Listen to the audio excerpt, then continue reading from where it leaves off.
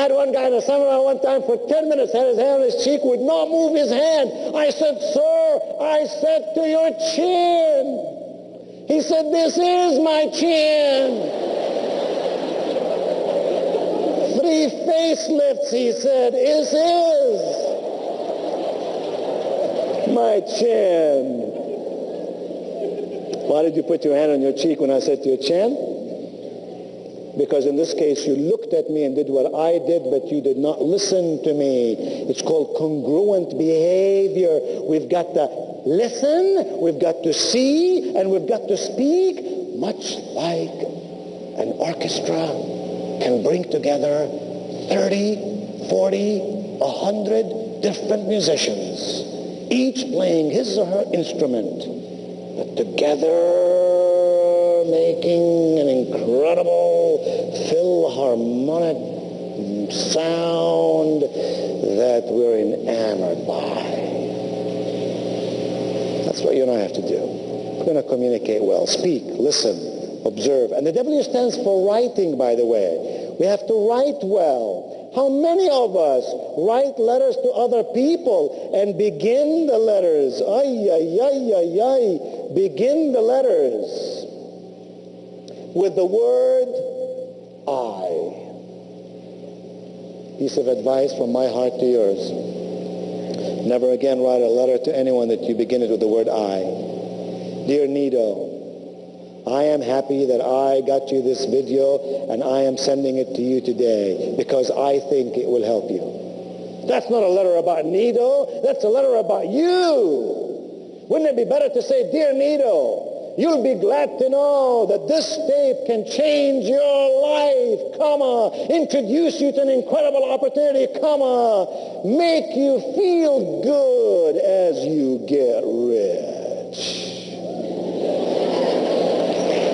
That's a letter I'm going to keep and reread. So I say to people, don't begin with the word I. Incidentally, pages 3 and 4 are exercises that you can do on your own. So now we go to page 5. Page 5. I just want to summarize a couple of things on page 5 and page 6. I mentioned some of those last time to you, but in the context of communication, I'll mention them very briefly today and we'll move on because I really want to get to page 7.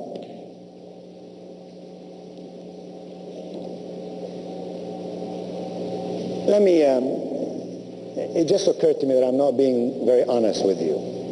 And so I got to be very honest with you. And this is serious. I have to be out of here today by 3:30. And I haven't even told Tony this, but I felt like you and I get along so well that I really haven't opened my heart to you completely. So I'm just going to say this in 10 seconds and move on. Not to bring any bad news this afternoon, but since I like you and I think you like me, then you need to know what's going on in my life.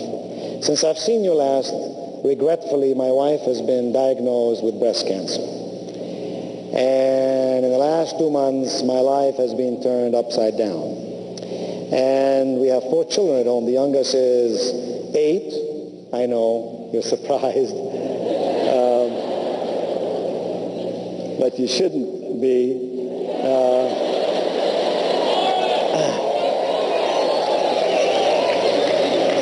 I mean, I got a closet of Starlight stuff, you know what I'm saying?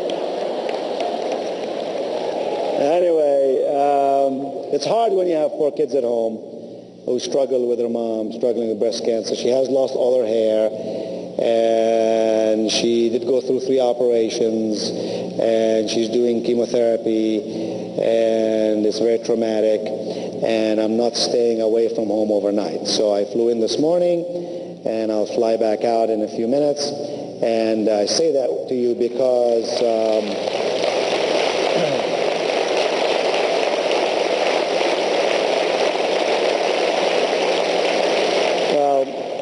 I'm glad you agree with me. I say that to you because I wouldn't want you to think I'm being rude, that I just come in here and then jump out of here. You see me running out of here in a few minutes. And the reason I'm going back to the lectern is to look at my watch and make sure that I don't miss my airplane. The airlines and I have an agreement. It's been a long-standing contract. If I don't show up on time, they can leave without me.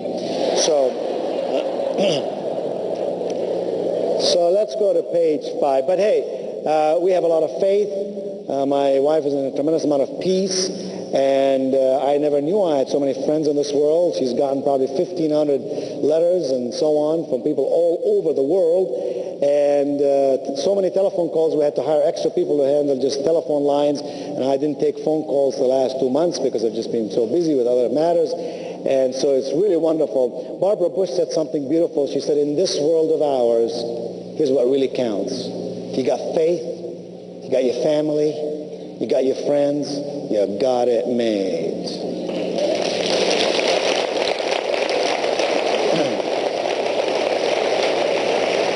And in Starlight, you have bunches and bunches of friends, and you have one big, wonderful family. On page 5, success grows out of 4 things. I'm just going to give you those and jump over them. Number 1, a clear vision. A clear vision. You gotta know what it is you want out of life. Otherwise, it won't happen. You gotta have a clear vision. Number 2, I'm just gonna skip around some of these. Number 2, you gotta have a solid strategy. Go to page 6. Number 3, you have to have practical systems. And number 4, you have to have consistent execution. At some later date, I'll cover those in great detail. But for now, remember, where there is no vision, the people will perish. J.C. Penney, in his older years, said something beautiful. He said, although my eyesight may be dimming, my vision has never been greater. So number 1, you got to have a clear vision. Number 2, you got to have a solid strategy. Go over the next page now. Number 3, you have to have practical systems. And number 4, consistent execution. The greatest of ideas don't work unless you have consistent execution. All right, page 7. Page 7 makes a very important point. You really want to know how to communicate effectively with people? You really want to know how to recruit more people? You really want to know how to get more retail customers for your wonderful Starlight products? Here's the answer. It doesn't matter how much you know. It doesn't matter how much you know. It doesn't matter what it is that you can do. You know why? Because both of those are minimum requirements. If you didn't know a lot and you couldn't do a lot, you wouldn't get paid for doing it. Big deal. Knowing your stuff and doing it well are minimum requirements for a professional. Here's what does matter. How other people and what other people believe and perceive we can do for them. Nobody wants to buy pills in a bottle. Everybody wants to buy energy and youthfulness and good health. So that's what positioning is all about. How do you position yourself? 5 quick ways. Number 1, first in your own mind. You position yourself first in your own mind. Harvard University says, just came up with a study that says that 1 out of every 3 Americans, this is a terrible study, I can't believe that they would do this. It was a government-paid study from your tax dollars. They concluded that 1 out of every 3 Americans is ugly. Now, Tony, wherever you are, please take a note of this, because I'd like to really send back a message to Harvard. Perhaps you can fax it to them tonight and tell them that we did a little study here and that they're wrong, by golly. They said 1 of every 3 Americans is ugly. Take a good look at the person to your right, will you please? Take a good look at the person to your left, will you please? Now, listen to me. If those 2 looked okay to you,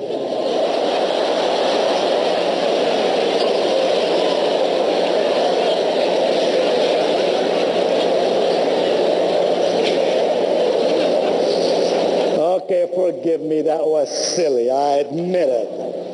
The truth is, there is no ugly person here. Here's why. Ugly is only the way you feel about yourself. If you feel ugly, you'll act ugly. What we gotta do is walk with confidence. First, you position yourself in your own mind. As a person thinketh in his visceral, the Bible says, so is he, so is she. Garbage in, garbage out, good things in, good things out. In my poorest days, I was poor in my pocketbook. I can honestly say to you, I was never poor in my spirit. My mother saw to it. My mother with 4th grade education saw to it that being poor is a temporary state for those who are doing something about it. Yes, first in your own mind. Secondly, you position yourself with your attitude. You position yourself with your attitude. Thirdly, you position yourself with your appearance. You position yourself with your appearance. Here's a question I'll ask you about appearance. When people look at you, what do they see? Do they see a smart person? Do they see a dumb person? Do they see a committed person? Do they see a tentative person? Do they see a happy person? Do they see a sad person? Do they see a passionate person? Or do they see a bored, unenthusiastic person? Second question, what is it you want them to see? How is it you want them to see you? Because you see, if they're not seeing you the way that you want them to see you, you're mispositioning yourself when you least need to do that. Now, I've told you earlier, I've written many books, many cassettes, and many videos, and ask for them through Starlight. They should be available through the magazine, through Starlight, so you give Tony hell. Say, Tony, I want Nito stuff, by golly, Tony. All right. All right, Tony. Get your act together, Tony. Okay, I have wonderful materials. I really do, and I'll tell you why. Because every book I've ever written and every cassette I've ever recorded came from my experience in life. I don't go to the library and research stuff. It came from the experience of an immigrant who came to America with nothing in his pocket, no language on his tongue, and no connections to open any doors for him. And by working hard and smart and by the grace of God and good friends that I hung around, I was able to build something in my life. It's those strategies that I learned that I expound upon in my own material. Let me tell you something. Number 4, you position yourself with your words. You position yourself with your words. You position yourself with your words. Unfortunately, there are people who will still use very tentative words. Ask this question. This is a powerful question. I ask me this question every day. Why should this audience listen to me today? Why should you listen to me, and why now? Why should this person with whom you are talking about, Starlight, listen to you? And why should they listen to you now? Can you see how by asking that question, you focus on the person and their needs and fears and aspirations and wishes, and you become better with your words. I know people who use words like I think, or I might, or I'll try. I even know a guy who says, I think I might be able to try. Get rid of negative words. Adopt in your life positive words. Now, I'm going to tell you a story, and I'm going to skip the other blanks. The rest of the material you can read all on your own, because a lot of it, there's more stuff there to read than you'd want to read anytime soon, so you got a lot of stuff. These blanks, don't worry about them. We'll cover them some other time, and maybe I'll write an article and cover them in there. I've covered the most important stuff, but I got to end with this story because it's more fun than anything I can really put for you on the notes. So listen to this story. When it's all said and done, the only thing that really matters in your life or mine is your attitude. You got the right attitude, you'll get the knowledge. You'll read the books. You'll listen to the tapes.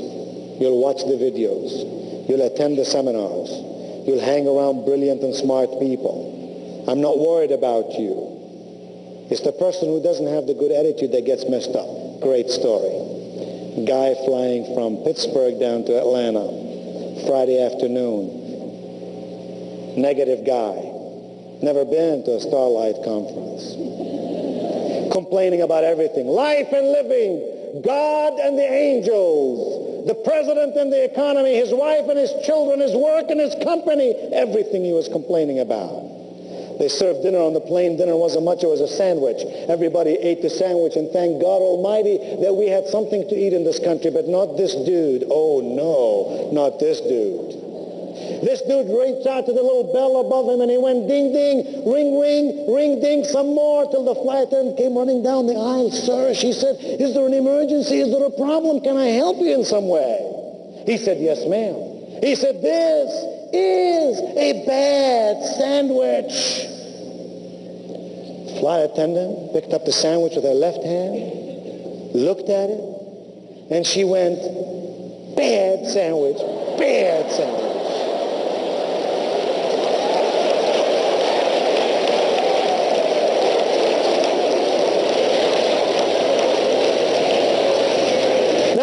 About you, but I don't care how busy I was. If I were on that plane, I would have stayed on the plane till every last passenger got off. I would have wanted to interview this flight attendant. I would have wanted to say to him, man, I gotta know, how did you think of this wonderful activity? I mean, the guy was a jerk.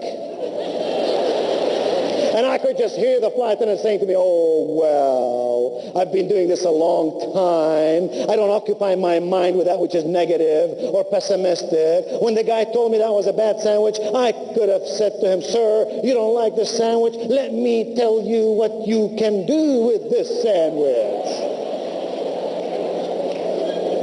And from the looks of things, sir, it would fit just perfectly.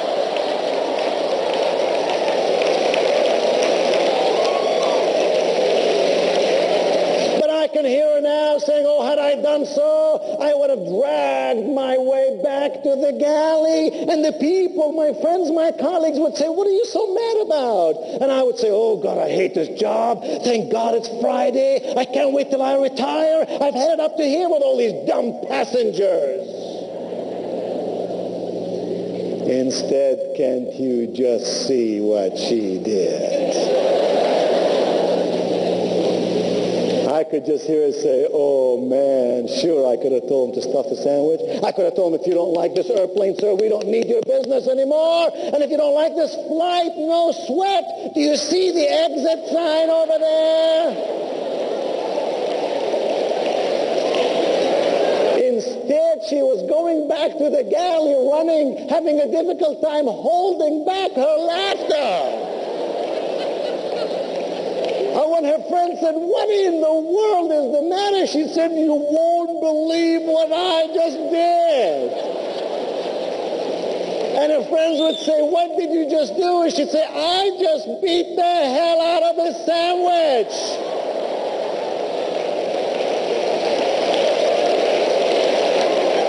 Friends would have said, I never have seen a sandwich spanked before. And then she'd say, oh, God, how I love this job.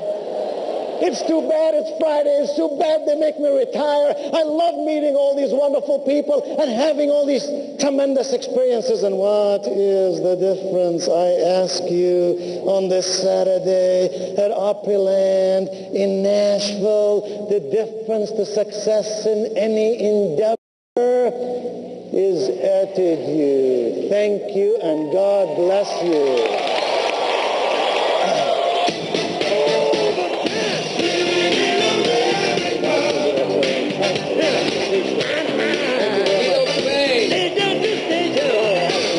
We understand.